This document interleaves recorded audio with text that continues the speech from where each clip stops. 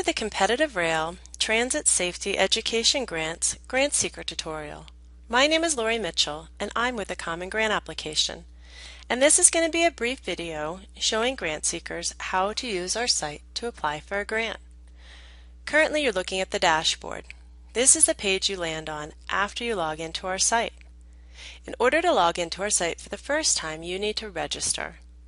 You can register by going to www.commongrantapplication.com and clicking on the green Grant Seeker icon.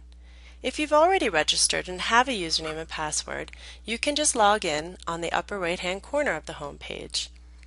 Operation Lifesaver also has direct links from their website to our website, and if you go through their links, you can go directly to this application.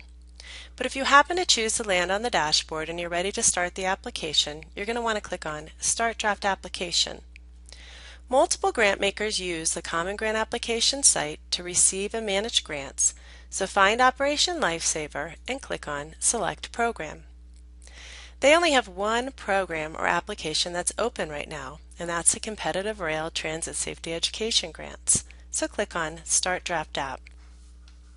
You are now in the draft application. There's a reminder at the top to save your work, and you'll see a progress bar has appeared, showing you all the different pages you need to go through in order to submit your application. Currently, we are on the instructions page. These are important instructions written by the grant maker. Please make sure you scroll down and read all of them. You'll see at the bottom there are two documents that the grant maker has uploaded. One is the budget template. Please click on this document name link, save it to your computer, because you're going to need to fill it out, save it, and upload it on the Program Documents page. The other document's the Competitive Transit Safety Grants Memorandum Form, which will be executed if you're awarded the Grants Fund. When you're done, you can click Next. Anytime you fill out any fields and you click Next or Previous, which puts you forward on the progress bar or backwards, your information will be saved. But if you're filling out a text box that has a long answer, I recommend clicking Save periodically. I also recommend writing your answers in Microsoft Word and cutting and pasting, just in case you lose electricity or your computer turns off. That way your information will be saved. So this is the primary contact page. So you can fill out other fields. Fields without a red asterisk are not required. Fields with a red asterisk are required. This page has a Page Help button. Anytime a grant maker has written information about the specific page, a Page Help button will appear. Please click on it and read it. This pop-up tells me to enter the name of the OL state coordinator submitting the application. If transit agency or local municipality is applicant, the application must be countersigned by the state OL program coordinator. We've now moved to the organization background page. This field is asking for our tax ID number, and it's also asking, have you coordinated with your state coordinator? If you can't answer yes, then do not proceed with this application. I'm going to click yes and click Next. I'd like to point out we jumped over the Select Grant Seeker program stop and moved right to the program background. That's because I'm a new grant seeker and I don't have any saved programs. A program is what I'm asking funding for. So once I give this program a name and some information about the summary and save it, I will have my first saved program, and I can use this information again in future years when I apply. Grant seekers can have as many saved programs as they want. So I'm going to give this program a name, which is my program project name, and that's in the Page Help here. Name of the project is in the name field. Summary field should be the summary of the project, 300 characters.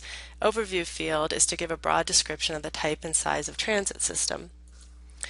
So for my summary, again, 300 characters is only about 2 to 3 sentences. And then overview, again, you'd have an answer that is about 250 characters.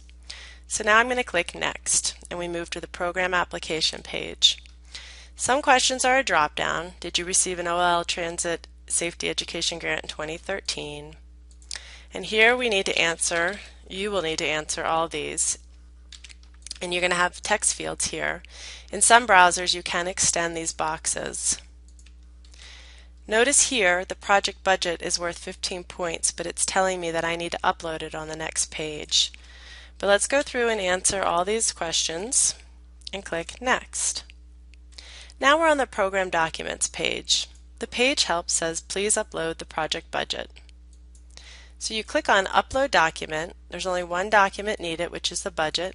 You click Browse, find the template that you've already filled out and saved, click on it, click Open, and click Save. Now the budget's been attached to this application, and when I submit it, the grant maker will receive that document. Program Media. Videos, images I can upload or link to. So you click on Upload Media, and again I'm going to say I'm doing a video. Instead of browsing my computer, my video is on YouTube. So you would put the full address of where your video is and click Save. And now that's a link to my video that the grant maker can view. At this point I'd like to show you that you do not have to finish this application in one sitting. You can click Pause, you go out of the application back to the dashboard, you can log out, and when you log back in, instead of having a Start Draft application, you will have a Resume Draft application. You can click on that and it brings you right back into the application where you left off. Application information, the amount you're requesting, I'm going to say $5,000, and click Next. And now you're moving to the Preview Draft application. You're looking at the application in a tab format. So organization, program, any program documents that you've uploaded, program media. If everything looks good and this says OK, if you did not have all the required documents and all the required fields filled out, it would say not OK, and you'd have to go back to the page and correct it. You can also view Print Draft Application here, which will generate a PDF that you could save or print offline to read. But if everything looks good, you click Next and you click Submit. And now you'll receive an application number. In this case it's 12215. If I go back to my dashboard, I see I have one open application that's under review. You can click on that, but you can also click on your Applications tab, and here it is, 12215. You can click on it and view your application again. You can view Print Complete application as well. You cannot make any changes to an application once it's been submitted, but if you'd like to make changes, you can contact the grant maker directly and they can make the changes for you. Good luck with your application. If you have any questions for the Common Grant application, please do not hesitate to contact us.